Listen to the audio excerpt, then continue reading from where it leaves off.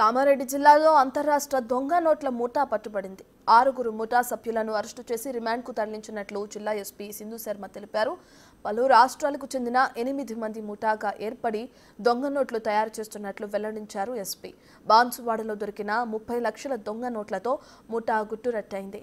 ముఠా వద్ద నుంచి 56,90,000 విలువైన 500 రూపాయల నోట్లు, కంప్యూటర్, కలర్ ప్రింటర్, అందుకు వాడిన పేపర్, కలర్స్, రిబ్బన్స్, ఒక కారు, 6 మొబైల్ ఫోన్లను స్వాధీనం చేసుకున్నట్లు వెల్లడించారు జిల్లా ఎస్పీ.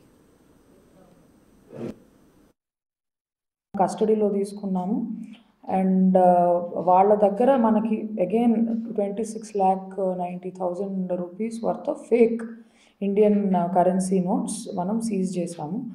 ఈ 26,90,000తో పాటుగా other material they have used printers, cutters, ink and other equipment to forge these notes. అవన్నీ కూడా మనం వాళ్ళ నుంచి సీజ్ చేయడం జరిగింది. ఈ 6 అఫెండర్స్ అండ్ ఇంకా ఇద్దరు ఎవరైతే ఈ గుజరాత్, రాజస్థాన్కి సంబంధించి వాళ్ళు ఉన్నారు, వాళ్ళు మనకి దొరకలేదు. వీళ్ళందరూ కూడా what they have done is a very serious crime. ఎందుకంటే ఈ కౌంటర్ ఫీటింగ్ ఆర్ ఈ ఫోర్జింగ్ ఆఫ్ కరెన్సీ నోట్స్ ఇవి ఆర్థిక వ్యవస్థని దెబ్బతీసే విధంగా ఉంటాయి. అంతేకాకుండా ఇది అమాయక ప్రజల్ని మోసం చేసే విధంగా ఉంటాయి. చాలా కష్టపడి పనిచేసిన వాళ్ళకి ఒక దొంగ నోటు